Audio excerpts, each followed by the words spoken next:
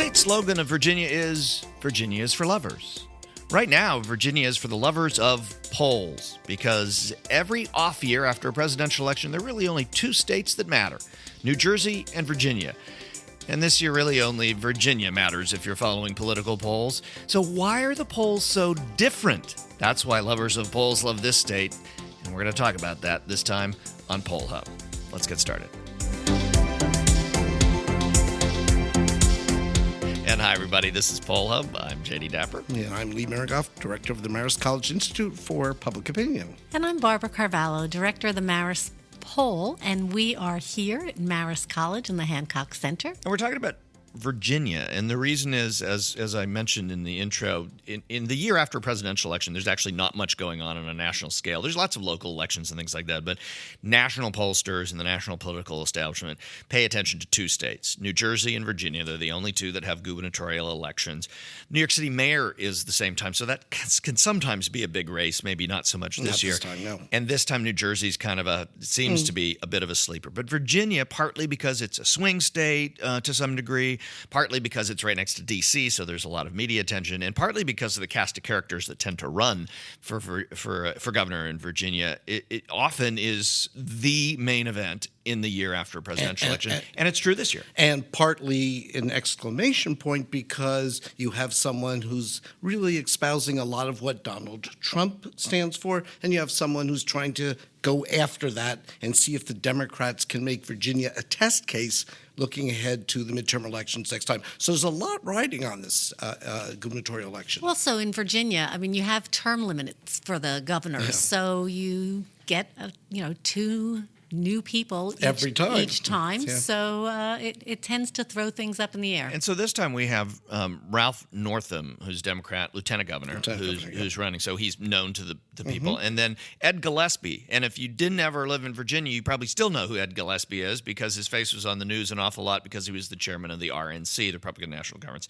So this is not amateur hour by any stretch of the imagination. And it never is. The current governor is Terry McAuliffe, who is the chairman of the DNC. Yes. So at no time do you ever get like a bunch of unknowns running for governor. So what's going on in this race? The thing that really fascinated me about what you were showing me with the polls here is that they're all over the map, and you'd think after 2016 that we would get past the point where we have polls a couple weeks out from Election Day that are all over the map. But you would think wrong. Some experimentation going on here. Well, and I think we're going to see a lot of that.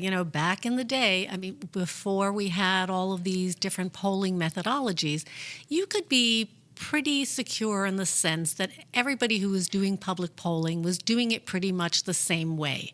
And you might want to look at sponsorship to see if that particular poll might have a spin in one direction or another. Sometimes the political campaigns would put out a poll, and you'd want to know if it was a Democrat or Republican poll.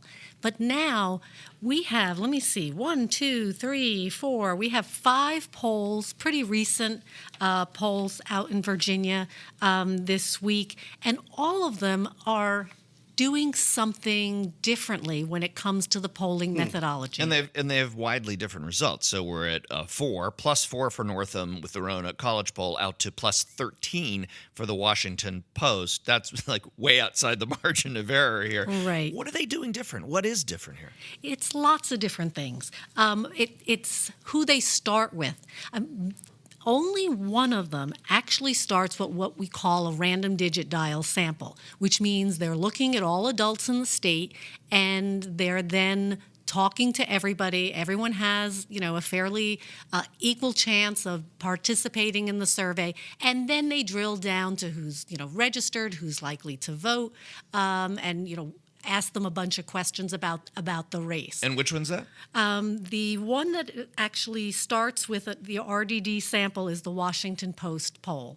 And what's interesting is that they start out that way, and now they've added a little twist to it, which was very surprising to me because I look at the Washington Post, I know a number of the pollsters who work on that, and I make certain assumptions when I'm looking at that poll that they're going to have a certain methodology. I was surprised too, Barb. All right. So what's the surprise? And the big surprise is twofold, actually. One is that in addition to just randomly dialing numbers, both cell phone and landline, like most public polls, traditional methodology will do, they then did a couple things. One was they added what's called a registered base sample, which means they went to a company that has a list of, and I'm getting a little wonky here, That's why we're here. but the company has a list of all the people who are registered to vote in Virginia. They also know whether they've participated in the past, and they actually match that information to other things like other demographics, perhaps other polls that might have been done. And so they took a sample of that too. And in the polling jargon, we say, well, they mixed frames, means they took adults, which is everybody in the state, and then they went and they looked at this other list or this other group of just registered voters, and then they added that. And I know, Jay, you're looking quizzical. You should look quizzical because I have no idea why you would do that. Is this a water and oil kind of mix? Yeah, where it's apples hard and to... oranges. You can, Okay. you can use pretty much any kind of analogy. So that was for starters. The second thing they did was they weighted by party identification. And maybe, Lee, you want to jump in and talk a little bit about this, because what's interesting here is that we use these words in a different way in polling than we would just, chatting at a cocktail party or, having dinner. So let's set the table with that. So what does that mean? Poll identification in this case, party identification. What does that mean? Okay, well, first of all, if you were in my class at Marist College, you would find out that not everybody... I'd probably get an F, but no, besides that's not true. But you would, first of all, I would give you a D for showing up every week. Not because my last name is DeDapper. Oh, no, that's true. Used them all up. I'll have to find another grade. So anyway, the party registration, you would find that not everybody in the country... Hang on, Oh, Lee. I didn't get too far. You just mixed up party identification and party registration, and that's a big deal. Intentionally, I was going to start with party registration, and that is you would find that not everybody registers by a political party.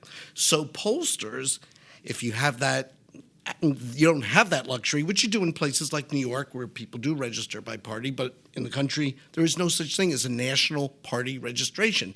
And a lot of states, people don't register by party, so you have a concept called party identification, an attachment people have to a political party, be it Democratic or Republican. So what we're talking about in looking at these surveys is how are they evolving that concept of party identification, and is that something they are weighting, adjusting the data statistically so as to get some figure that they want, or, as most people do, don't weight party identification because it's not really fixed. It's not a given. So some of these polls are doing it by party identification, but they have different definitions of what party identification see, is. what happens is Virginia doesn't have registration by party. You register to vote, which is something we can all do in every state, but you don't have to declare whether you're a Democrat or Republican. Right. In New York, you have that option. Right, but in Virginia you don't. So these polls they are identified. They're saying there's a so party much- ID, yeah. but they're defining it differently No, from it's one not to so. the next. It's not so much the definition; it's what you do with it. Do you adjust your numbers to conform to some sense of what the party ID spread should be, more Democrat, more Republican, or more Republican, more Democrat? Or do you sort of just let that come through in your data? And we're seeing, as Barb would indicate in some of these polls, that is some weighting going on by party identification. For a lot of pollsters, that's like about the worst thing you can do because you don't know what the party identification is because it varies. It's not a given like we know education. We know how many people are college educated, not college educated. We know how many men and women are in the state. We know some things. You don't know how many Democrats and Republicans there are. You can't look it up anywhere. So what are you waiting to? If you want to become a poll geek, the things that Lee was referring to are what are called population parameters. It means someone else went out and actually measured every single person based on that characteristic, i.e. the census. And that can be a whole nother story, but we don't need to go there. But it means that instead of just doing a poll or a sample, someone actually took the effort to go and measure the whole thing. So now we know how many people in each of these groups exists in any given geography. The difference with party identification is that there's no way of measuring it in Virginia. So You how don't are they? So, register so that it's, way? it's just they're asking people. And you say, and the question we use is, do you consider yourself to be a Democrat, Republican, or an independent? And it's a very simple question, Right. but it's very different than are you registered as a Democrat, And I might add, Jay, Republican, or an Jay, independent? let me just add, in the interest of transparency, when a poll like the Marist poll puts out its numbers, you can go and look it up in our tables and see how many Democrats and how many Republicans we have identifying. And then people might say, well, that poll's got too many Democrats or too many Republicans. Well, maybe not. Maybe this is just what it in That's what's out fact there. is. Yes, Yeah. and that's what we're trying to measure. If you start weighting by that, you're sort of modeling to something, you're getting into dangerous Well, when dangerous Lee footing. says modeling, the thing is, for party identification, do you consider yourself closer to the Democrats or the Republicans, or neither? We don't have a population parameter. In Virginia, nobody's measured it. And so it's actually a question that varies depending upon how people are feeling, whether they're feeling closer to one party or another. And sometimes that has to do with the issues that are being discussed. And so that attachment changes over time. Much more frequently than it would if it was registration, Well, because you 'cause- can't re-register every Exactly. week based You- on you issues. have to make so an let effort. let me cut to the chase here. There's 5 polls that are out with this big spread. Are any of them kind of like old school, doing it the way that it would have been or should have been done, or do they all have kind of crazy new They all flaws? they all have a little secret sauce that's very different, and that's very, very surprising. The Emerson College poll. Now they're the ones, I think they have the smallest margin almost. Yeah, It's it's 5. the There's a closest. 4. There's a 4 from Really Yeah, Roanoke low and College. I think there. they went from 2 to +5 this week, and so they're an IVR poll. They're not doing live. They're not using live interviewers. Yeah. They're only interviewing people on landline. I don't know a lot of people who have landlines. It does. People who have landlines are different than people who have cell phones, and Older.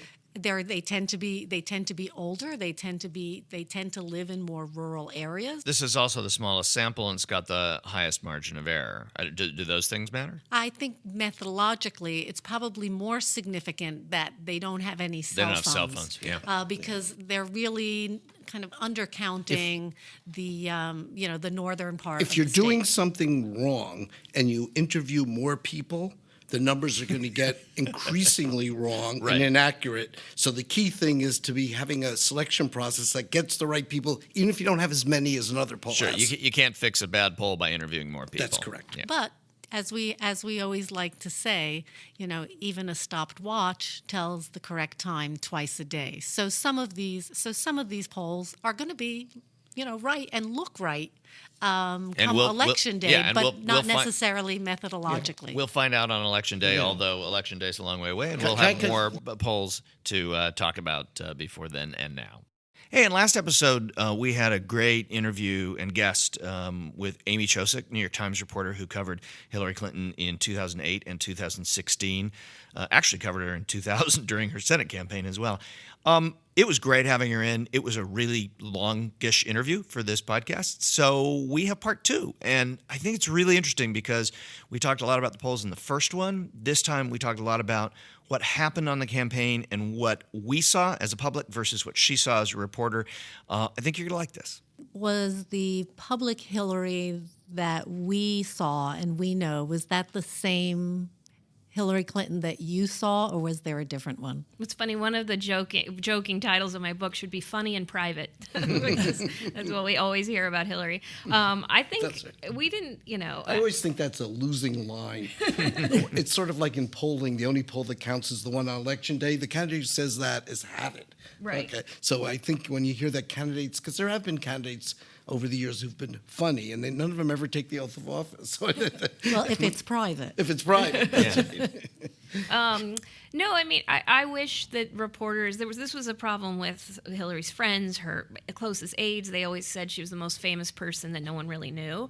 And I always felt like, as a reporter, well, we have to see that side of her in order to communicate it with readers. And so I'd often...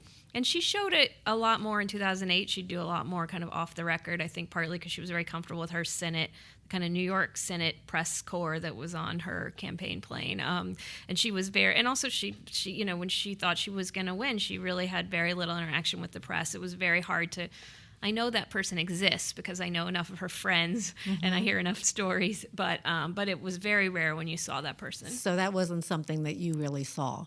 I mean, not so much in 2016. Wow. I had seen it, you know, covering her after the State Department. I saw it in 2008. I knew it was there. It wasn't something she showed much. Yeah, you know, when we talk about polling in the 2016 election, we all have these things that, well, maybe we should have, would have, could have done something differently. Do you have any do-overs or regrets about how you covered the campaign? Yeah, I mean, a lot. I think you can't sort of reflect on what we know now about the Russian interference and fake news and not look back on your body of work and say, well, should we have written about all those stolen Podesta emails? I mean, probably the answer would still be yes. I just think that in retrospect, newsrooms should have more of a conversation now that we know that a foreign adversary stole those emails to hurt Hillary Clinton's election, to meddle in our election. I think that a lot of her supporters think the problem was that we covered emails too much. And we could debate that. I covered all of her policies, all of her major speeches. Those stories didn't necessarily break through on cable news the way emails did. But the thing that keeps me up at night is more about how we handle cyber attacks by a foreign adversary. I think it's really interesting. I mean, one of the things that, going back many, many decades to Watergate, and I've been thinking about that knowing that you were coming up today, is that, during Watergate, we also knew there was a break-in. That was before November. We knew there was a break-in. I think we knew that one of the people was on the payroll of either the CREEP or the RNC or something. RNC, yeah. And yet that story didn't bubble up until substantially after Richard Nixon was reelected. And I'm thinking by analogy that we also knew there was something going on with Russia and Putin, and obviously Trump was inviting him at different times, to do whatever he wants, in the campaign. And yet that story also didn't percolate until it was afterwards, over, till the campaign was over. And I see a kind of like an odd analogy about so much coverage and yet not that kind of investigative stuff as it's occurring, because there's maybe so much going on about the campaign. Well, it takes time to do that, too. And I mean, is that Watergate developed because though? It took time. Is it realistic to, certainly, 2020 hindsight, but is it realistic to think that that should have been a central part of the story of the campaign at the time it was happening? The Russia involvement? I mean, I think we included as much as we knew. My colleague David Sanger is excellent. He's very well sourced. He wrote extensively about it. The Times ended up, of course, winning a Pulitzer for our coverage of Russia's meddling in foreign elections. I think the Watergate comparison is very interesting because we're in this brave new world where everybody has Podesta's emails. And so, if I said to my editor, well, hey, what if somebody physically broke into the Brooklyn headquarters and stole his hard drive and gave it to us? Would we run it? And I think we would have had a much more nuanced conversation about that versus, well, it's already out there everywhere. And I think that's sort of the question that newsrooms have to grapple with. It's on WikiLeaks. It's out there anyway. Why don't we, contextualize it and verify it? Do you think from what you saw on the campaign trail and from the rallies and the supporters and the Hillary Clinton supporters and all of that, do you think that the polls accurately reflected what they were thinking and their passion or their lack of passion? Or is that something that you kind of alluded to it? You'd go back into the newsroom and the editors would be like, yeah, well, I know there's no passion, but the polls say this. Is that something that was just not reflected and can't be reflected in polls, you think? That's really interesting. I know her supporters always felt like we were covering Trump's enthusiasm, her enthusiastic supporters, and of course she had millions of them, especially older women, I think felt underrepresented. But it's an interesting question of why her events didn't draw that feeling that the polls were showing. I mean, partly I think is that is not her venue. You know, I always think of if Obama was brilliant speaking to 50,000 people and Bill Clinton was the master of retail politics, Hillary, I feel like the debate stage is really her format. And I think when she was on the debate stage and the reaction to the debates, you did feel like this is the next president. She just killed him. She wiped the floor with him. And I think we very much overestimated how much voters cared about the debates.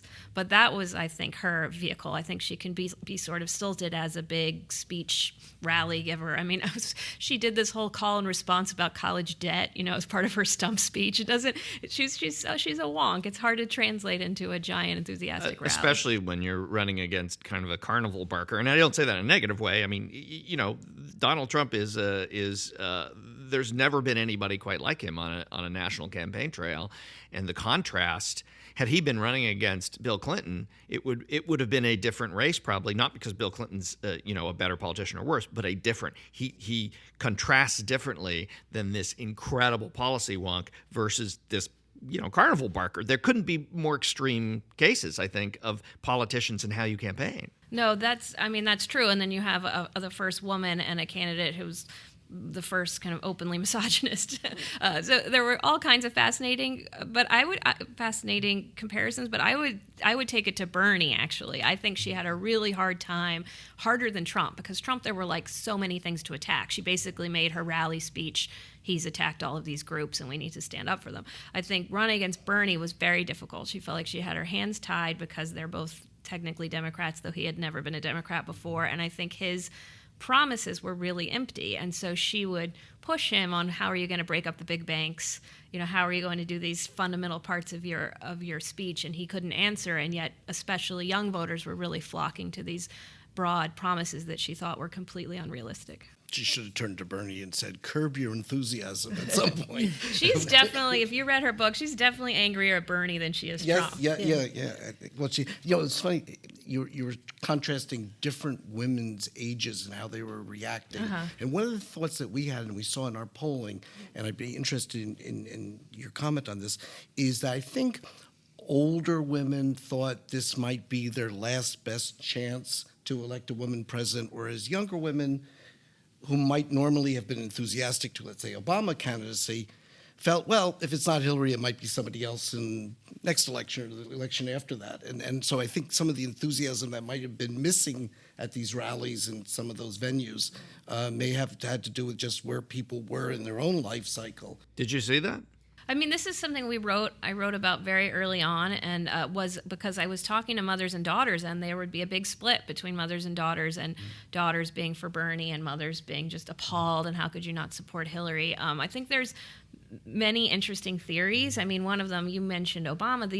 These younger women grew up with a black president, so they think we're going to have a woman. I mean, it's going to happen. Why does it have to be Hillary? There was something that was such an interesting cultural shift is they really showed no reflective gender allegiance, which might show us how far women have come. I'm going to vote for the best candidate. Why do I have to vote for the woman? I mean, there was another theory that I thought was really interesting. I talked to a lot of kind of marketers who deal with how millennials make up their mind, and they said that millennials reject anything that feels sort of like packaged. They're the most sold to generation. So anything that seems like packaged and sold to them, they kind of instinctively reject. And Hillary had been her campaign had tested everything that the millennial could possibly want and put it all into like a neat pantsuit and tried to sell it and, and focus grouped every tweet. And I think that there was a rejection of that. And it was fascinating how they were like drawn to this 70-year-old, this crusty 70-year-old socialist who was like, if you couldn't go to Brooklyn without, seeing young girls feeling the burn. He filled up the gym at Marist College during the New York primary. That's interesting. The comparison of Bernie Sanders is kind of like raw and unpackaged, and you could argue the same thing about Donald Trump. Raw and unpackaged. His audience was partly millennial. I mean, there's been, I think, an oversell of this idea that it's all old white guys, blue-collar white guys in the Midwest who voted for him, and not the case. I mean, the vast majority of Republicans have voted for him, but there's a fairly significant number of millennials who voted for him.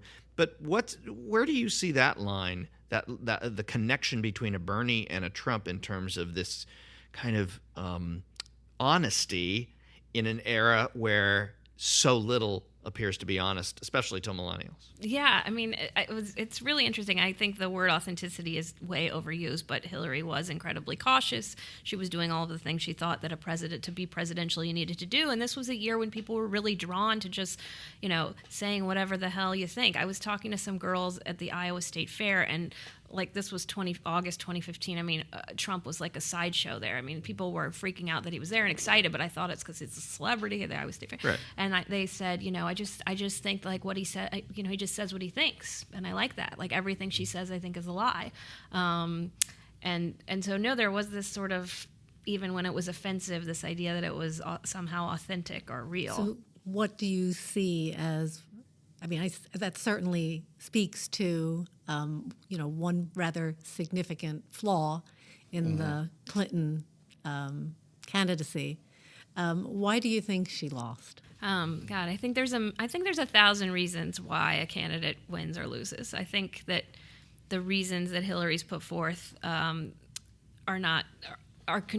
factors for sure. The Russians, fake news, the Comey letter. I think people who were maybe on the fence about her, and then the Comey letter hit, and they just thought, oh, emails again. I knew it was bad when I was walking around in Chelsea, and a gay couple who was like her prime demo were like, oh, these emails again. And I was like, uh-oh, when you've lost the urban gays, it's bad. And so I think that impacted it. But I also think, and you'll appreciate this because you covered her in 2008, I think Hillary Clinton was a better candidate in 2008. She was a New York senator. She was talking to upstate constituents all the time. She was visiting factories that had closed factories, and how do we bring back jobs. She was very involved. Then she goes to the State Department, and she's really detached when there's a financial crisis, when there's Occupy Wall Street. I think that she came back to Chappaqua. She gives paid speeches to Wall Street. She, collects a lot of awards from her rich New York friends. And I think, she's incredibly smart. I reported that she consulted 200 economists, in this period when she was, before the campaign even started, to try to shape an agenda that would address inequality. So I think on an intellectual level, she understood that there was still anger, but I don't think on that visceral level, she sort of, she knew that they were angry, but she wasn't.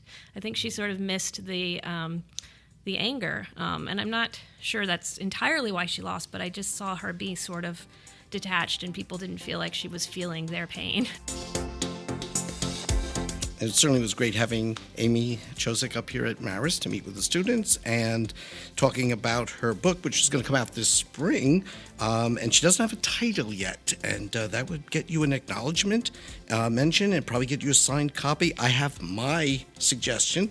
It's a kind of memoir book. It has to do with her development and also the Clinton campaign, and I think a title would be The Road Taken, which I thought was kind of a playoff on Frost and things of that sort. And I'm going to submit that to amy.chozick, CHOZICK, at nytimes.com. I recommend that no one else does, so you're stuck with mine. No, please do. Oh, okay. I said that wrong. You need a little competition, Lee. Okay, that's fine. Actually, it won't take much competition. I thought that wasn't too bad. But anyway, that's going to do it for this edition of Poll Hub, a production of the Marist Poll here at Marist College in Poughkeepsie, New York. And we also want to just thank our executive producer, Mary Griffith, who makes this all happen. And send your questions to pollhub@marist.edu, and we'll answer them concerning polls or anything else. Well, almost anything else you have. Check out Poll Hub on social media. We're at Marist Poll on Twitter, Marist Poll on Facebook. We're on Snapchat and Instagram. You can find us in all these locations. And, of course, wherever you're listening to this podcast, hit the subscribe button, because that's the best way to keep in touch. We get a new episode every week, and that way it pops into your podcasting app, and we're ready when you are. That'll do it. Have a great week, everybody. We'll see you next time.